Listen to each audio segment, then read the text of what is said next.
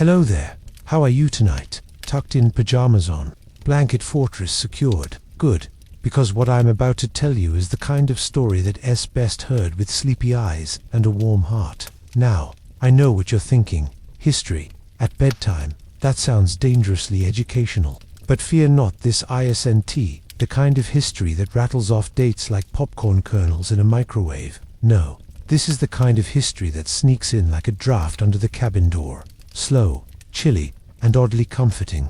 Tonight, we're traveling back to a time when people didn't have central heating, electric blankets, or the luxury of complaining on Twitter about the weather. These were the frontier families, regied, resourceful, and slightly frozen. They faced winters so cold, even the ghosts wore mittens. We'll explore how they survived the coldest nights with nothing but firewood, wool, and sheer stubbornness. You'll meet cabins that groaned louder than Grandpa's knees, children who played in snow deeper than their hopes, and neighbors who showed up uninvited but always brought soup. So snuggle in, dear reader. Let the flicker of imaginary firelight dance across your mind. Let the wind howl outside your window, or just pretend your fan is a blizzard. And let's begin this frosty tale of grit, warmth, and the occasional frozen chicken. Because if they could survive the coldest nights, you can survive this bedtime history. Ready? Let's step into the snow. It always started with a silence. Not the peaceful kind, like the hush of a library or the quiet of a sleeping baby. No, this was the kind of silence that settled over the land, like a heavy quilt, thick, unmoving, and full of warning. The birds stopped singing. The wind paused, as if holding its breath. Even the trees seemed to brace themselves. Frontier families knew this silence well. It was the prelude to winter. In the late 1700s and early 1800s, the American frontier was a vast, wild expanse.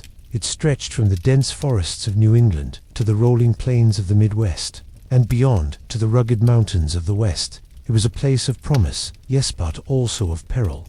And when winter came, it didn't knock politely. It barged in, uninvited and unapologetic.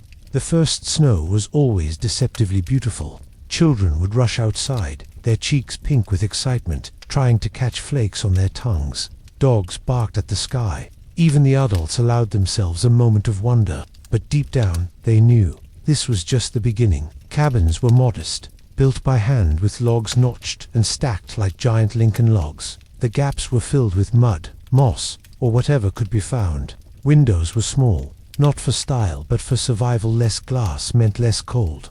Doors were thick, often reinforced with extra planks, and floors were sometimes just packed dirt. These homes weren't cozy by design.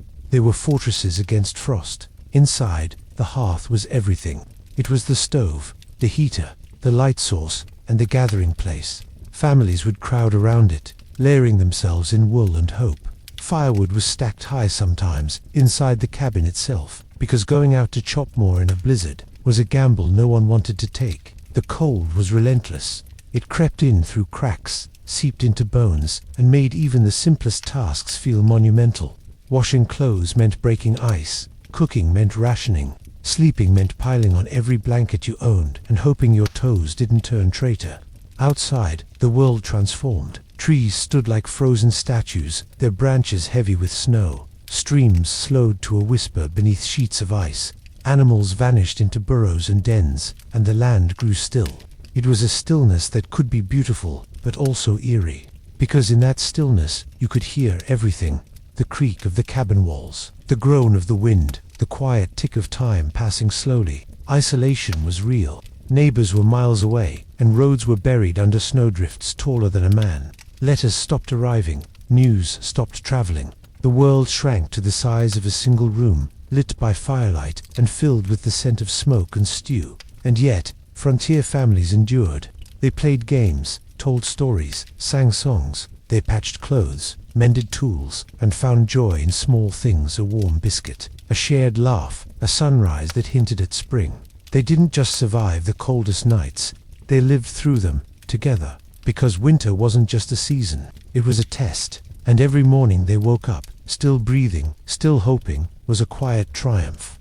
If the frontier family had a motto, it might have been, build it strong, or freeze trying. Cabins weren't just homes, they were survival machines. And when the cold winds came roaring down from the hills, rattling trees and howling like a banshee with a vendetta, Those cabins had to stand their ground, because outside was a frozen wilderness. Inside was everything. Most frontier cabins began as a pile of logs and a dream. Families would scout a patch of land, preferably near water and not too far from a neighbor. Though not too far could still mean a half-day's walk. Then came the chopping, and the hauling, and the stacking, and the swearing. Building a cabin was a labor of love, minus the romance, and plus a lot of splinters. The logs were notched at the ends so they could interlock like puzzle pieces. This kept the walls sturdy and helped prevent the dreaded gap wind, a sneaky breeze that could slip through even the tiniest crack and chill your soul like a ghost with cold hands. To seal those gaps, families used whatever they could find: mud, moss, clay, even animal hair. It wasn't pretty, but it worked. Roofs were low and slanted, designed to shed snow like a grumpy old man shaking off a blanket. Shingles were often hand-split, and if you were lucky, you had enough to avoid leaks. If not, well, you learned to sleep with a bucket next to your bed. Windows were a luxury. Glass was expensive and fragile. So many cabins had just one or two small panes if any. Some families used oiled paper or stretched animal hide to cover window openings. It let in light, sort of, and kept out the worst of the wind. Curtains were made from whatever fabric was available, often patched together from old clothes or flour sacks. Privacy wasn't the goal. Warmth was. Doors were thick and heavy, sometimes reinforced with iron hinges or extra boards. They creaked like haunted house props and had to be shoved open with a shoulder when snow piled up outside. A good door could keep out wolves, wind, and wandering neighbors with suspiciously empty soup pots. Inside, the layout was simple: hearth, table, beds, shelves. The hearth was the heart of the home, and everything revolved around it. Beds were pushed close to the fire, and sometimes entire families slept in one giant pile like human lasagna. The walls were lined with shelves, holding jars, tools, and the occasional mysterious object no one remembered putting there. Insulation was creative. Families hung quilts on the walls, stuffed rags into corners, and even nailed animal pelts to the ceiling. One particularly inventive settler reportedly used dried corn husks as wall padding. It worked, but the cabin smelled like a popcorn stand for months. And then there was the wind. It didn't just blow, it invaded. It whistled through keyholes, moaned under the eaves, and occasionally knocked on the door like it wanted to borrow sugar. Children swore they could hear voices in it. Adults swore at it. But no matter how well the cabin was built, the wind always found a way to remind you who was boss. Still, the cabin held. It groaned, it creaked, it leaked, but it stood. And inside, families huddled together, wrapped in blankets and stories, warmed by fire and stubbornness. They played cards, mended socks, and listened to the wind like it was an old friend with bad breath. Because on the frontier, a cabin wasn't just a shelter, it was a promise. A promise that no matter how cold the night, how fierce the storm, or how loud the wind, you had a place to call home. If the hearth was the heart of the frontier cabin, then firewood was its lifeblood. And keeping that fire alive wasn't just a chore, it was a full-time job, a spiritual practice, and occasionally a competitive sport. Frontier families didn't just gather wood, they hunted it. They stalked fallen branches like prey, eyed dead trees like treasure chests, and chopped logs with a kind of intensity usually reserved for angry poets or sword-wielding heroes. Because when the temperature dropped to 20 below, and the wind howled like a banshee with a toothache, that stack of firewood was the only thing standing between you and frostbite. Woodcutting began long before the first snow. In late summer and early fall, families would scout the forest for trees that were dry, dead, or just unlucky enough to be standing in the wrong place. Axes were sharpened, sleeves rolled up, and the chopping commenced. It was loud, sweaty, and occasionally involved yelling at trees that refused to fall politely. Once chopped, the logs were split into manageable pieces using wedges, mauls, and sheer stubbornness. Children helped by stacking the wood into neat piles, though neat was a generous term. Some stacks leaned like drunken towers, others collapsed with dramatic flair. But the goal was simple: build a mountain of wood so large it could be seen from space, or at least from the neighbor's cabin. Different woods had different personalities. Oak burned hot and slow, like a reliable old friend. Pine caught quickly, but smoked like a campfire with commitment issues. Birch was clean and bright, perfect for lighting. And then there was green wood, freshly cut and full of moisture which hissed, steamed, and refused to burn unless you begged it with tears and kindling. Speaking of kindling, frontier families became masters of starting. Matches were precious, so many relied on flint and steel, striking sparks into dry moss, bark shavings, or whatever flammable material hadn't already been used to patch the roof. Starting a fire was part science, part magic, and part blind hope. It involved blowing gently, whispering encouragement, and occasionally threatening the logs with exile.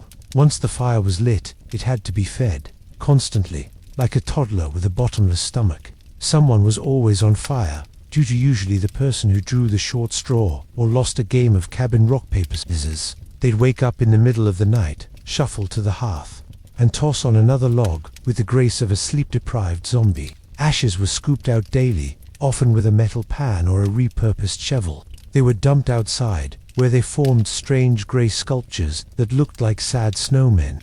Sometimes, ashes were used to make soap. Other times, they were just admired for their ability to not be snow. And then there was the sacred last log. Every night, before bed, someone would choose the biggest, chunkiest, most heroic piece of wood and place it on the fire like a knight laying down his sword. That log was meant to burn through the night, keeping the cabin warm until morning. If it failed, everyone woke up cranky and cold. If it succeeded, it was praised like a minor deity. Fire wasn't just warmth, it was life. It cooked meals, dried clothes, lit rooms, and gave families a reason to gather. It crackled with stories, glowed with comfort, and reminded everyone that even in the darkest, coldest night, there was still light. If you've ever complained about wearing socks to bed, allow us to introduce you to the Frontier Wardrobe, a collection of garments so layered, so patched, and so creatively assembled, it could make a scarecrow look underdressed. When winter arrived on the frontier, fashion took a back seat to survival. The goal wasn't to look good, it was to not freeze solid like a decorative porch gnome. And so, families bundled up with whatever they had: wool, fur, flannel, leather, and occasionally, sheer desperation. Let's start with the basics. Undergarments. These weren't the silky, lacy kind. Frontier underwear was made of thick linen or wool, designed to trap heat and discourage movement. Putting them on felt like climbing into a fabric cocoon. Taking them off was a group decision. Next came shirts and trousers, often hand-sewn from homespun fabric. Wool was the gold standard: warm, durable, and slightly itchy, like being hugged by a sheep with attitude. Shirts were long, tucked in, and sometimes doubled up. Trousers were reinforced at the knees, because chopping wood and chasing runaway chickens was hard on the joints. Dresses for women were layered like lasagna: a chemise, a petticoat, a dress, an apron, and sometimes another dress on top. Add a shawl, a bonnet, and a pair of mittens, and you had a look that said, "I'm ready for church, chores, and a blizzard." Outerwear was where things got serious. Coats were thick, heavy, and often made from animal hides: deer, bear, raccoon. If it had fur and wasn't currently using it, it was fair game. These coats were stitched with care and passed down like heirlooms. Some weighed as much as a small child and smelled faintly of campfire and courage. Scarves were long and woolly, wrapped around necks like snakes with good intentions. Hats came in all shapes: knitted caps, fur-lined hoods, and the occasional coonskin cap that made you look like you were being hugged by a raccoon. Gloves and mittens were essential, often mismatched, and sometimes patched with squirrel fur. Not stylish, but effective. And then there were the socks. Oh, the socks. Thick hand-knitted, and worn in multiples. Some families wore 3 pairs at once, creating a foot silhouette that resembled a loaf of bread. Socks were so prized that losing one was considered a minor tragedy. Finding one was cause for celebration. Mending one was an act of love. Boots were made from leather, lined with fur, and waterproofed with animal fat or beeswax. They were clunky, squeaky, and occasionally frozen solid. Getting them on in the morning required determination, elbow grease, and sometimes a prayer. Children, of course, were dressed like miniature versions of their parents, only they waddled around in so many layers they could barely bend their knees. Falling down wasn't a problem, getting back up was, but they stayed warm, and that was what mattered. At night, many families slept fully clothed. Pajamas were a luxury. Warmth was the priority. Blankets were piled high, and sometimes people wore hats to bed. Not for style, just to keep their ears from staging a rebellion. And through it all, frontier families didn't just survive, they adapted. They learned to spin wool, weave cloth, sew patches, and knit by firelight. Clothing wasn't just protection, it was a craft, a comfort, and a quiet act of resilience. Because when the wind howled, and the snow piled high, and the fire flickered low, it was the layers that held you together. If the hearth was the heart of the cabin, then the pantry was its stomach hand. Let's just say, it had to be very patient. Winter on the frontier wasn't just cold, it was hungry. With fields buried under snow and animals hibernating like introverts at a party, food had to be gathered, preserved, and rationed with the precision of a military operation. The pantry wasn't just a shelf, it was a fortress of survival. Before the first frost, families went into full harvest mode. Gardens were stripped of every edible thing that wasn't nailed down. Potatoes, carrots, onions, squash, anything that could be stored without turning into mush, was hauled inside. Root vegetables were the MVPs of winter cuisine, sturdy, reliable, and blessedly hard to kill. Preservation was an art form. Vegetables were buried in sand, hung from rafters, or stored in barrels filled with sawdust. Fruits were dried, canned, or turned into jams, so sweet they could make your teeth shiver. Apples were sliced and strung like garlands. Berries were boiled into syrups. Peaches were preserved with such care, they were practically royalty. Meat was smoked, salted, or dried into jerky, tougher than a frontier grandmother's advice. Pork was a favorite, especially bacon, which was treated like edible gold. Beef was hung in smokehouses, and wild game, deer, rabbit, squirrel, was hunted and preserved with whatever method didn't involve immediate consumption. Canning was a miracle. Jars lined the shelves like glass soldiers, filled with pickles, preserves, stews, and mystery mixtures labeled with hopeful handwriting. Opening a jar in January was like opening a time capsule from summer. Sometimes it was delicious, sometimes it was educational. Grains and flour were stored in sacks, barrels, or tins. Cornmeal was a staple, used for everything from bread to mush to questionable pancakes. Wheat flour was precious, and families often stretched it with ground oats or rye. Biscuits were baked in batches and rationed like currency. A warm biscuit in February could start a family feud. Beans and legumes were the quiet heroes of the pantry, dried and stored in jars or cloth bags. They lasted forever and could be turned into soups, stews, or emergency snacks. Lentils were less common, but when they appeared, they were treated with the reverence of a visiting dignitary. Dairy was tricky. Milk didn't last, so it was turned into cheese, butter, or ignored entirely. Butter was stored in crocks, sometimes buried in snowbanks for refrigeration. Cheese was aged in cellars, wrapped in cloth, and occasionally fought over like treasure. Sweets were rare but cherished. Molasses, honey, and maple syrup were the holy trinity of frontier sugar. Candy was homemade pulled taffy, sugar sticks, and the occasional peppermint if someone had connections. A single piece of candy could be traded for chores, secrets, or sibling silence. And then there were the oddities. Pickled eggs, fermented cabbage, dried mushrooms, mystery jars labeled "not apples." These were the pantry's wild cards, sometimes delicious, sometimes regrettable, always memorable. Meals were simple but hearty. Stews simmered for hours, filled with whatever was available. Bread was baked in iron ovens, dense and comforting. Porridge was a breakfast staple, often flavored with salt, sorrel, or a splash of syrup if you were lucky. Rationing was serious business.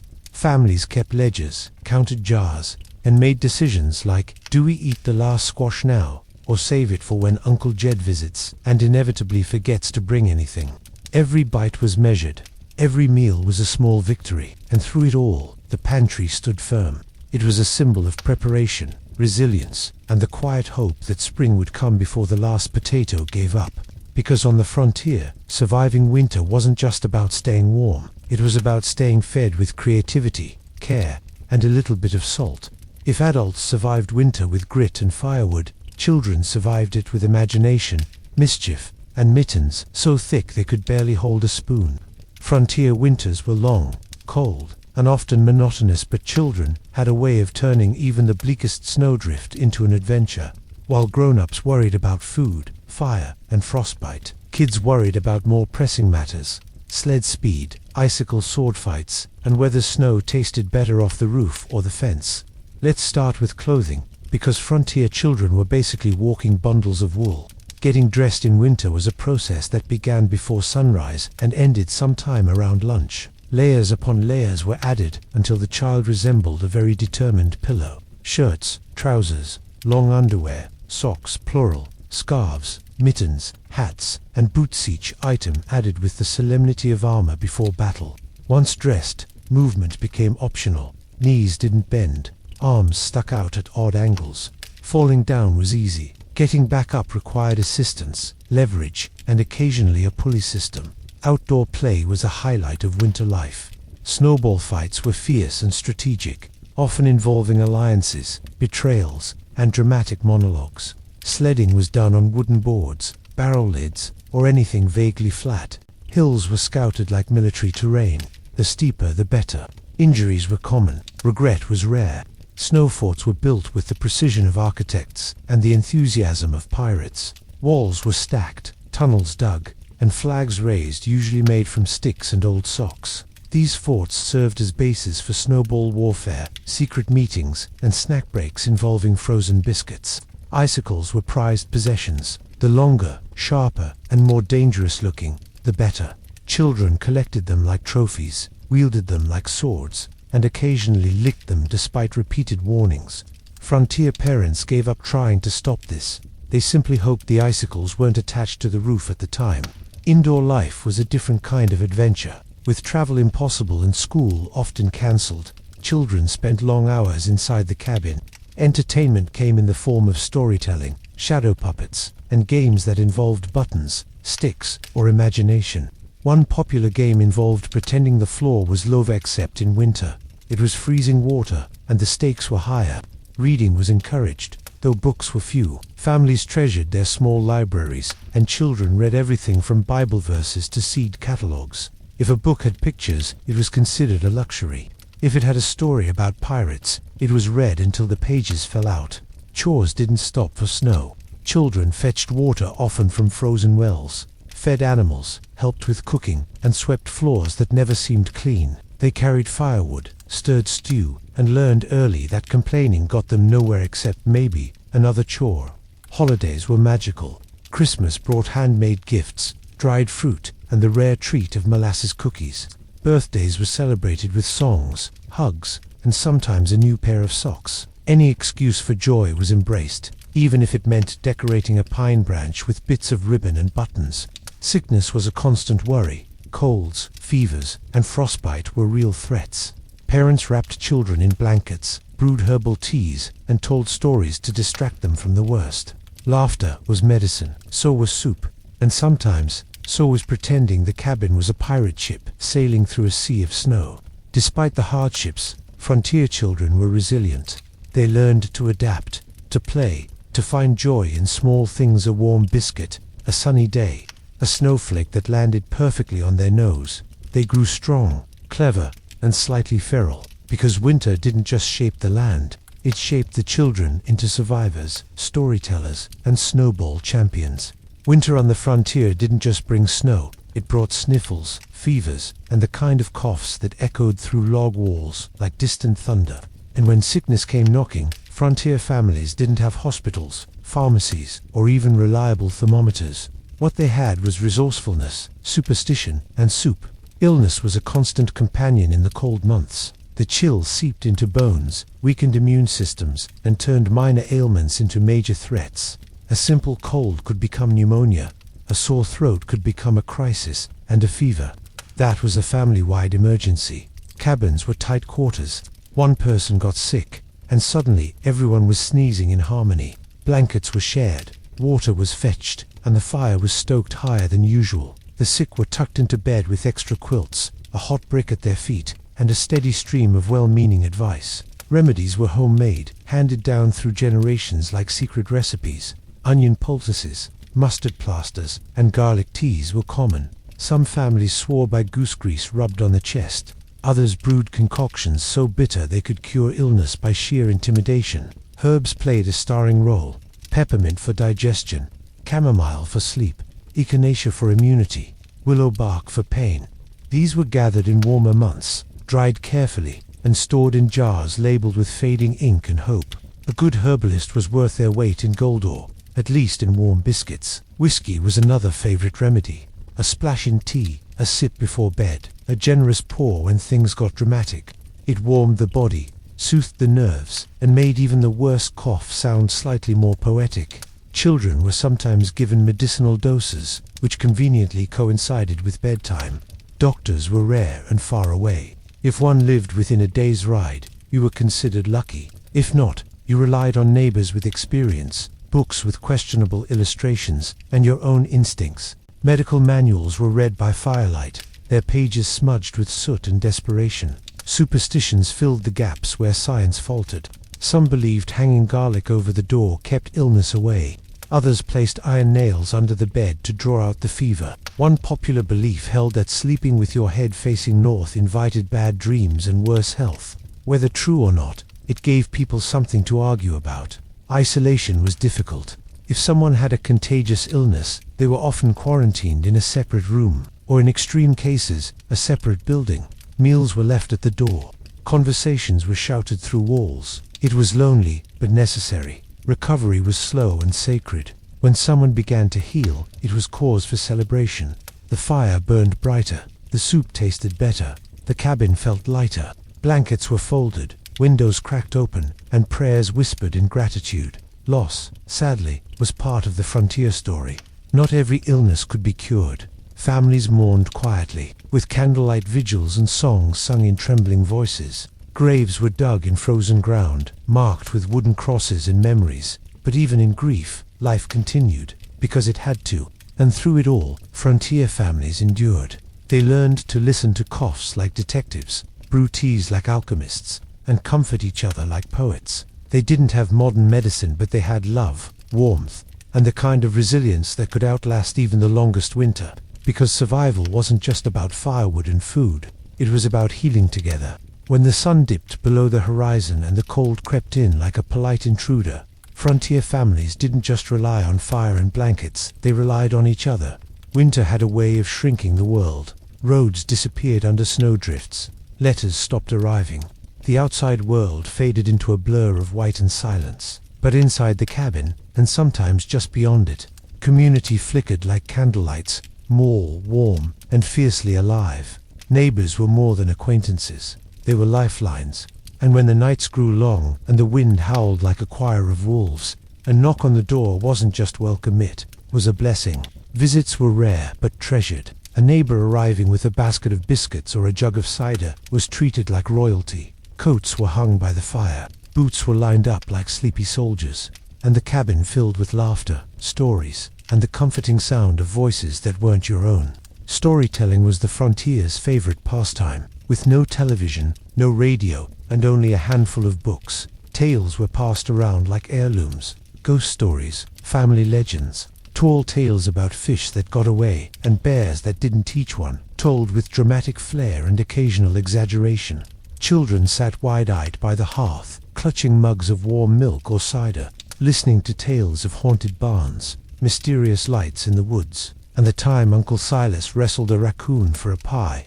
Adults nodded along, adding details, correcting timelines, and occasionally inventing entire plot twists. Games were simple but spirited. Card games, dice games, guessing games involving shadows on the wall. Some families played button, who's got the button, with actual buttons. Others invented games on the spot, using sticks, stones, and imagination. Winning was optional. Laughing was mandatory. Music filled the air when someone brought a fiddle, a harmonica, or just a good singing voice. Songs were shared, harmonized, and occasionally improvised. Hymns, folk tunes, lullabies, each note a thread in the warm quilt of community. Even off-key singing was welcome, especially off-key singing. Food was shared generously.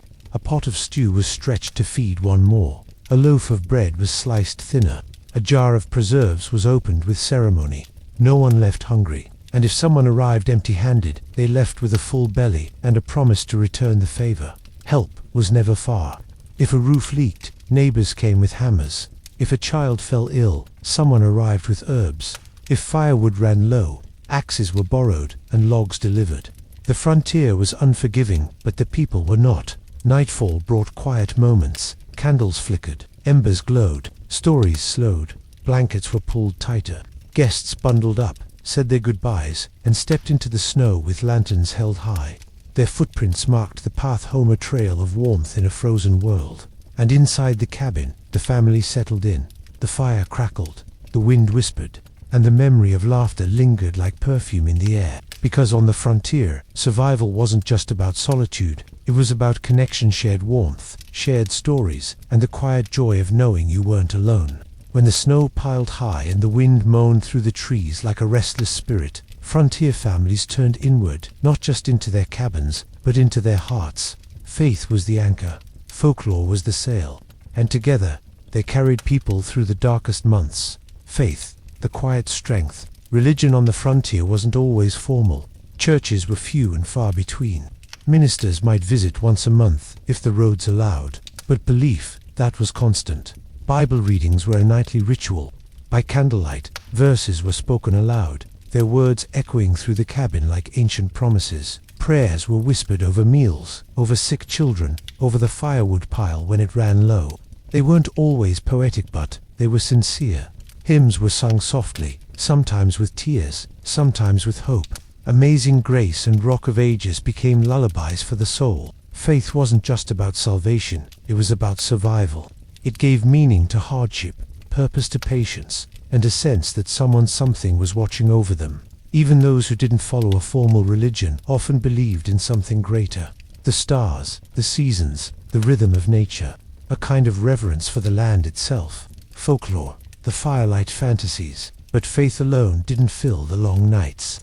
That's where folklore came in, wild, whimsical, and wonderfully strange. Winter spirits were said to roam the woods. Some were protectors, others were tricksters. Children were told to leave a bit of bread on the windowsill just in case. The Snow Woman was a tale told in hushed tones, a ghostly figure who wandered the hills, searching for lost travelers. If she found you, she'd guide you home more, lead you astray. Jack Frost wasn't just a name. He was a mischievous sprite who nipped fingers, painted windows, and danced across rooftops. Some said they saw him. Most just blamed him for cold toes. The Yule Hare was a frontier twist on Santa Claus, a magical rabbit who delivered treats to good children and vanished into the snow. No one ever saw him, but sometimes carrots disappeared. Folklore blurred the line between fear and fun. It gave children something to wonder about, gave adults something to smile at, and gave everyone a reason to believe in magic, even if just a little. Where faith meets folklore sometimes, the two worlds collided. A candle left burning all night was said to ward off evil, but also honored the light of Christ. A dream about a white stag might be a message from God or a sign of good luck. A strange noise in the woods could be a test of faith or a tale waiting to be told. On the frontier, belief wasn't boxed in. It was fluid, personal, and deeply woven into daily life. Whether through scripture or story, people found comfort in the unseen. And when the wind howled and the snow fell and the world felt impossibly vast, they held tight to their faith and their folklore, because both reminded them that even in the coldest darkness, there was light. It didn't happen all at once. Spring never barged. In it crept a drip, a crack, a birdsong. After months of silence, the world began to stir. The snow, once proud and unyielding, started to sag. Icicles wept in the morning sun. The wind softened, trading its howl for a sigh. Inside the cabin, the change was felt before it was seen. The fire burned lower, not out of neglect, but necessity. The chill was gentler now, like a guest preparing to leave. Windows were opened, just a crack, enough to let in the scent of thawing earth and the distant promise of green. Children grew restless. Their boots itched for puddles. Their eyes scanned the trees for buds. Their laughter returned, louder and more frequent. Outside, the signs multiplied. A single crocus pushed through the snow, bold and purple, like a royal herald announcing spring's arrival. Birds returned, their songs tentative at first, then jubilant. Robins hopped across muddy patches, pecking at the softened ground. The creek gurgled, no longer frozen, but alive, its voice, a melody of movement and memory. Neighbors emerged too, blinking in the sunlight like bears from hibernation. They waved from porches, shared news of calves born and fences mended, traded seeds and stories and plans for planting. The community, once huddled in survival, now stretched toward renewal. Inside the cabin, Spring cleaning wasn't just about dust, it was about shedding the weight of winter. Blankets were aired, shelves were reorganized, dreams were dusted off, and with each passing day, the world grew louder, brighter, warmer. The first day of spring, it wasn't marked by a calendar. It was marked by feeling. A child spotted a butterfly. A mother hung laundry outside. A father planted the first row of potatoes. And just like that, winter was no longer a burden, it was a memory. A season of stories, a time of togetherness, a chapter closed. The frontiers promised spring didn't erase winter, it honored it. Because without the cold, the warmth wouldn't feel so sweet. Without the silence, the song wouldn't sound so bold. And without the struggle, the joy wouldn't shine so bright. So the frontier families stepped into the sun, not just grateful but changed. They had endured, they had grown, and now they would bloom. The snow had retreated like a tired army, leaving behind a battlefield of mud, broken twigs, and patches of stubborn frost. But beneath it all, the earth was waking up, and the frontier families were ready. Planting season didn't begin with a date, it began with a feeling, a warmth in the air, a softness in the soil, a whisper from the wind that said, "It's time." Preparing the ground, tools were unearthed from sheds and corners, still bearing the rust of winter. Children helped by clearing stones, chasing worms, and asking endless questions. Fathers and mothers knelt in the dirt, their hands calloused but reverent, as if greeting an old friend.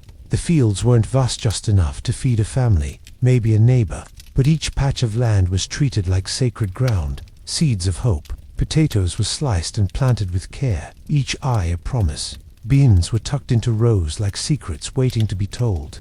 Corn kernels were dropped into holes with a rhythm older than memory. Some families whispered prayers, others sang. A few simply worked in silence, letting the rhythm of planting speak for itself.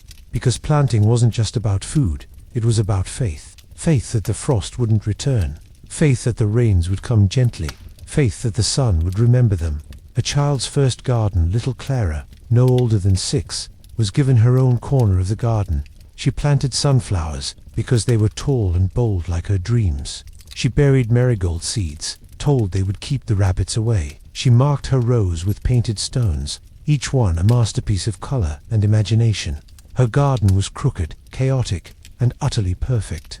And when she watered it with a tin cup and whispered, "Grow, please," the whole frontier seemed to smile. At the end of the day, as the sun dipped low, families stood back and admired their work. Dirt clung to their clothes, sweat glistened on their brows, but their hearts were light. The fields were quiet now, but full of potential. Beneath the soil, life was stirring, and above it, hope bloomed like an invisible flower. The first planting was done, and with it, the frontier had officially stepped into spring, not just with tools and seeds, but with courage, community, and the quiet joy of beginning again. Once a month, like clockwork rather, like instinct, the wagons rolled in, from cabins tucked deep in the woods, from farms scattered across the hills. Families emerged with baskets, barrels, and bundles. It was market day, and the clearing near the old oak tree transformed into something magical. The arrival, wagons creaked under the weight of goods, jars of pickled beets, bundles of wool, hand-carved toys, and fresh eggs nestled in straw. Children ran ahead, barefoot and giddy, clutching coins or marbles to trade. Dogs barked, horses snorted, and the air buzzed with anticipation. It wasn't just about buying and selling, it was about seeing faces, hearing news, and feeling like part of something bigger. The stalls, no one had proper booths, just blankets on the ground, crates turned into tables, and baskets overflowing with frontier treasures. Mrs. Halloway's preserves were legendary, especially her spiced plum jam, which sold out before noon. Old Mr. Finch brought knives he'd sharpened to a whisper, and stories even sharper. The Miller twins sold soap shaped like animals, which children adored and adults hesitated to use. There were herbs for healing, buttons for sewing, candies wrapped in wax paper, and books with cracked spines that still held worlds inside. The Sounds Market Day had its own music. Fiddles played near the fire pit, where someone always roasted something delicious. Laughter rang out as neighbors reunited, teased, and traded tales. Bartering echoed like poetry. 2 jars for a quilt patch. I'll throw in a pie if you mend my boots. Even the silence between sounds felt warm like the pause before a punchline. The children's corner near the edge of the clearing. The children had their own market. Marbles were currency. Sticks became swords. A frog in a jar was briefly worth a harmonica, until it escaped, and chaos ensued. They traded drawings, secrets, and dares. One boy offered a pinnacone blessed by a forest spirit. It was accepted without question. The sun said farewell as the sun dipped low. The market began to fade. Wagons were repacked, lighter now. Coins clinked in pockets. Leftover goods were gifted, swapped, or saved for next time. But no one left empty-handed. Even those who sold nothing went home with stories, smiles, and the comforting knowledge that they belonged. The spirit of Market Day, it wasn't just commerce, it was communion, a celebration of survival, creativity, and connection. A reminder that even in the wild, even in the cold, people could come together and make something beautiful. And as the clearing emptied and the stars blinked awake, the frontier exhaled, full, happy, and already dreaming of next month's market. It started with silence. Eli woke before dawn, as he always did, to check on the animals. The chickens clucked, the cow lowed, but his colt was gone. Her name was Juniper, a chestnut filly with a white blaze and a spirit too big for the paddock. Eli had helped deliver her the previous spring, his hands trembling, his heart bursting. She was more than a horse, she was his companion, his pride, his secret keeper. And now, she was missing. The search begins. Eli didn't wait. He grabbed his coat, his lantern, and a slice of bread for luck. His father joined him, boots crunching frost. By sunrise, the neighbors had heard. Mrs. Lark brought biscuits and a map. The Thompsons saddled their own horses. Old Jonah, who knew every trail and tree, muttered, "She's headed north. I can feel it." The search party grew. Lanterns bobbed like fireflies. Footprints were studied. Twigs were snapped. And Eli, though quiet, led the way. Signs in the forest. Juniper had left clues. A broken fence rail. Hoofprints in the mud. A tuft of chestnut hair caught on a bramble. But the forest was vast, and stories began to swirl. "Could be wolves," someone whispered. "Or she's chasing deer again," said another. "Maybe she's headed to the creek. She loves the water." Eli said nothing. He just walked faster. A turn in the weather. By midday, the sky darkened. Rain began to fall, soft at first, then steady. The searchers huddled under trees. Some turned back, but Eli pressed on. His boots sank into moss. His lantern flickered, and then he heard it. A whinny, faint. Frantic, he ran. The reunion. Juniper was tangled in a thicket. Her legs scraped, her eyes wide. She'd wandered too far, chasing a scent or a dream. Eli dropped to his knees. "It's okay," he whispered. "I'm here.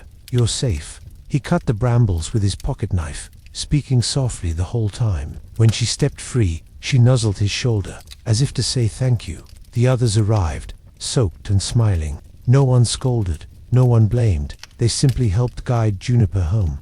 Back at the cabin that night, Eli sat beside Juniper in the barn, brushing her coat and feeding her apples. His father brought a blanket. His mother brought stew. Neighbors stopped by to check in, offer salves, and share stories of their own lost animals, each one ending in reunion. And Eli, though tired, felt something new. Pride, not just in Juniper, but in the people around him. What was found, Juniper had been lost, but so had Eli in a way, and in finding her, he discovered the strength of his own heart, the kindness of his community, and the truth that even in the wild, no one is truly alone. Every Thursday afternoon, as the sun warmed the porch and the chores slowed to a hum, the women of the frontier gathered.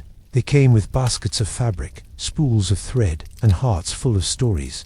It was called the Quilt Circle, but it was more than sewing, it was sanctuary. The gathering Mrs. Bellamy hosted, her parlor smelling of cinnamon and cedar. Chairs were pulled close, forming a loose circle round the big oak table. Fabric scraps, floral, striped, faded, were assorted like puzzle pieces.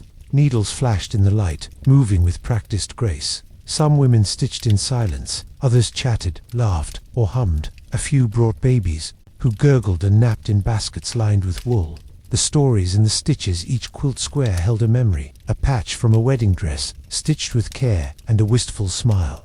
A piece of a soldier's uniform, sewn with reverence and quiet strength. A scrap from a child's blanket, faded but beloved. As they worked, stories flowed. "This one's from the dress I wore when I met Henry. That blue check. It's from Mama's apron. She made the best cornbread." See this tear? That's where the dog got it. I kept it anyway.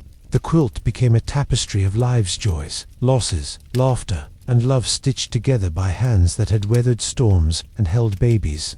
A young stitcher, Clara, just 7, was allowed to join for the first time. She brought a square of yellow calico and a thimble too big for her finger. The women welcomed her with smiles and gentle guidance. Her stitches were crooked, her thread tangled, but her pride was radiant. Mrs. Bellamy leaned over and whispered, "Every stitch tells a story. Yours is just beginning." Clara beamed. Tea and time as the sun dipped low. Tea was poured and biscuits passed around. Laughter echoed. Tears were dabbed away. Plans were made for the next quilter gift for a new mother, a wedding, or perhaps just to keep warm. The finished quilt was folded with ceremony. Its weight, more than fabric, it held history. The quiet power, the quilt circle, wasn't loud. It didn't change the world in grand gestures, but it did something deeper. It preserved memory. It built community. It gave women a voice, a space, and a legacy stitched into every thread.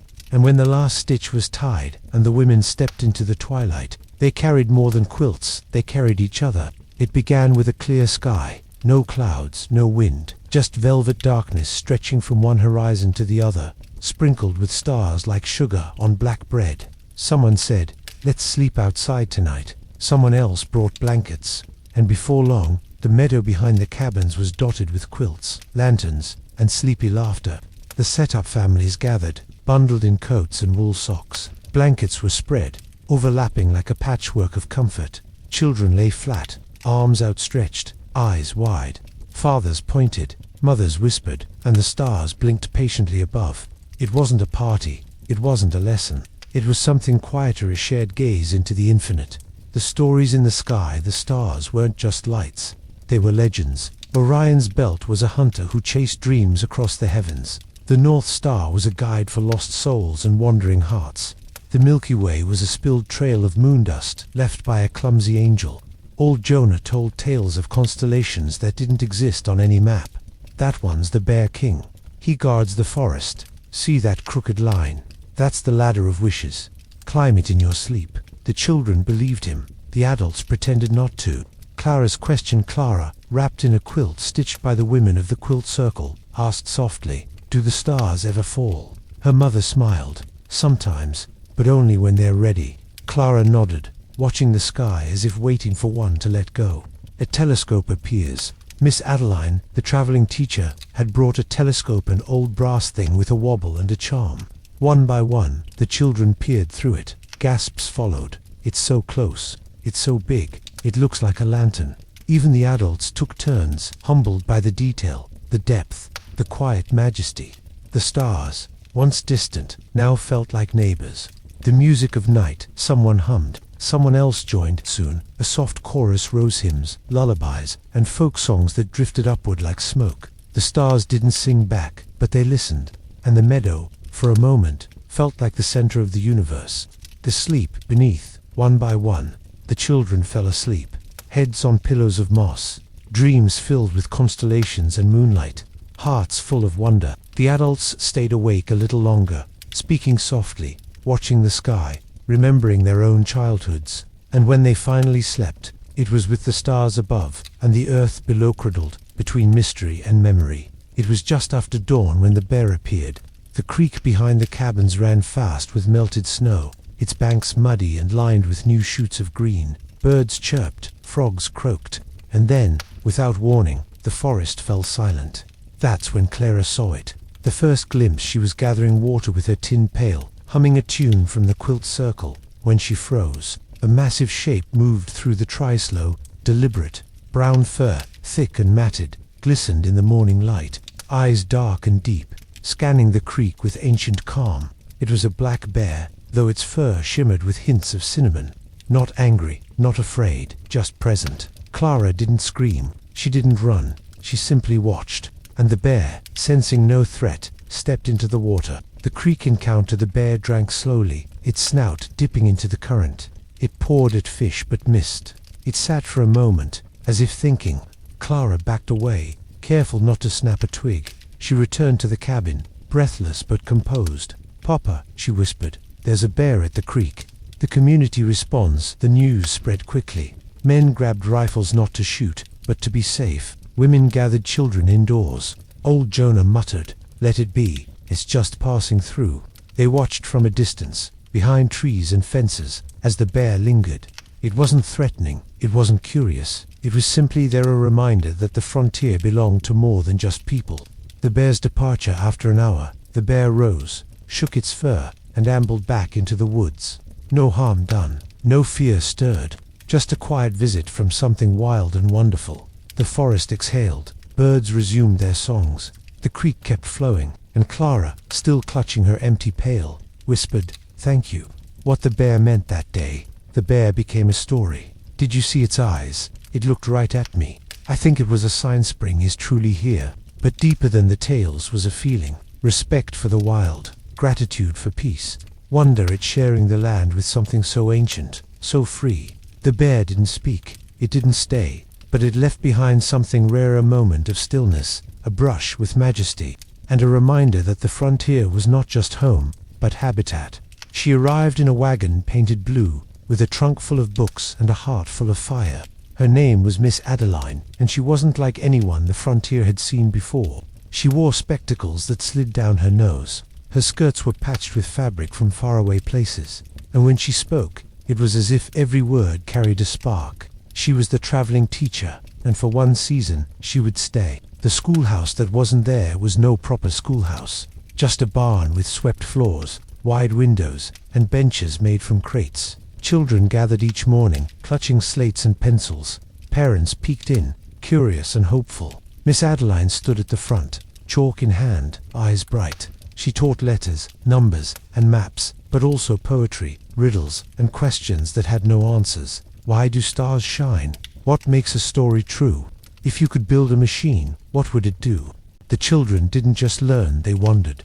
The books her trunk held treasures, a copy of Robinson Crusoe, worn but beloved, a book of fairy tales, with illustrations that danced, a science primer, filled with diagrams of beetles and clouds. Each afternoon, she read aloud. Her voice rose and fell like music. The children leaned in, mouths open, eyes wide. Even the adults lingered near the windows, pretending to sweep. Stories became bridges to other lands, other lives, other dreams. Clara's first poem one day, Miss Adeline asked the children to write something of their own.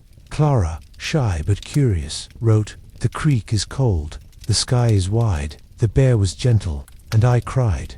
But now I learn, and now I see, the world is bigger than just me." Miss Adeline read it aloud. No one laughed. Everyone clapped. Clara blushed, but her smile was brighter than the sun. Lessons beyond learning. Miss Adeline didn't just teach facts, she taught possibility, that girls could be inventors, that boys could write poetry, that questions were just doors waiting to be opened. She stayed for 3 months, and when she left, the wagon was heavier not with books, but with letters, drawings, and gifts from grateful students. She promised to return, and whether she did or not, her lessons remained. What she left behind: a shelf of borrowed books in every cabin, a new word spoken at every dinner, a spark in every child's eye. The frontier was still wild, still quiet, still far from cities and schools. But thanks to Miss Adeline, it was no longer far from wonder. It happened after the storm. Lightning had split the sky, thunder had rattled the windows, and by morning, the Thompson family's barn lay in ruined, beams broken, roof collapsed, hay soaked and scattered. They stood in silence, staring at the wreckage. Mr. Thompson sighed. Mrs. Thompson wiped her eyes, and little Jacob whispered, "Where will the cow sleep?" But before the grief could settle, the neighbors arrived. The call to action: no one was asked, no one was summoned. They simply came. Jonah brought his hammer. Mrs. Bellamy arrived with sandwiches. The Miller twins carried nails in their pockets like candy. By noon, the clearing buzzed with energy. Logs were hauled, beams were measured, ropes were tied. It wasn't just construction, it was orchestration. The work begins. Men lifted frames, their muscles straining, their voices calling out measurements and encouragement. Women passed tools, swept debris, and kept the children fed and entertained. Children fetched water, held buckets, and watched with wide eyes as the barn began to rise. There was no blueprint, just experience, instinct, and trust, and laughter, plenty of it. That beam's as crooked as Jonah's stories. Don't drop that nail, or it'll end up in someone's boot. Jacob, stop feeding the cow your sandwich. The rhythm of building the day moved like a song. Hammer, nail, lift, laugh, measure, saw, sip, sing. Someone played a fiddle during lunch. Someone else told a joke that made even the stoic Mr. Finch chuckle. And the barn, piece by piece, took shape. The sunset reveal by evening. The new barn stood tall. Straight beams, fresh roof, doors that didn't squeak yet. The Thompsons stared in awe. Jacob ran inside, declaring it better than before. Mrs. Thompson hugged every neighbor. Mr. Thompson, usually quiet, said simply, "Thank you, all of you." They filled the barn with hay, tools, and gratitude. The celebration that night, a feast was held. Pies were sliced, cider was poured, stories were shared under lantern light. It wasn't just about the barn. It was about belonging, about knowing that when something falls, others will help you rebuild, about the joy of shared sweat, shared laughter, and shared purpose. What was built, yes, a barn, but also friendship, trust, a memory that would last longer than any beam. And as the stars rose above the new roof, the frontier glowed not just with lanterns, but with the quiet light of community. It began with a question. Clara stood on a stump in the meadow, arms wide, voice loud. "What if we put on a play?" The adults paused, the children gasped, and old Jonah muttered, "Only if I get to be the villain." And just like that, the meadow became a stage. The planning scripts were scribbled on scraps of paper, half plot, half chaos. Roles were assigned with dramatic flair. Kings, witches, talking squirrels. Costumes were crafted from flour sacks, curtain scraps, and imagination. Miss Adeline returned for a visit and declared herself Director of Dramatic Excellence. The title stuck. The costumes, Clara wore a crown made of twigs and ribbon. Jacob became a bear, wrapped in a quilt and growling politely. The Miller twins shared a dragon costume made from a green blanket and 2 broomsticks. No one matched. Everyone sparkled. Even the cow was briefly cast as the royal beast, until she wandered off mid-rehearsal. The plot was flexible. A princess lost her voice. A dragon stole the moon. A brave squirrel saved the day with a magical acorn. There were sword fights with wooden spoons, monologues delivered with gusto, and one scene where everyone forgot their lines and just danced. It was perfect. The performance on Midsummer's Eve, the meadow filled with families.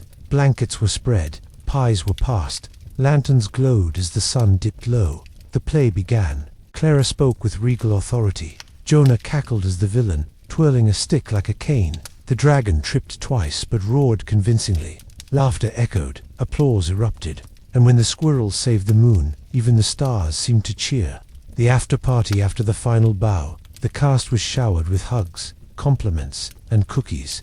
"Best dragon I've ever seen. That squirrel deserves an award. I didn't understand the plot, but I loved every minute." The meadow buzzed with joy. Children chased fireflies, adults shared cider and stories, and Clara, still wearing her twig crown, whispered, "Let's do another next year." What the play meant, it wasn't just entertainment.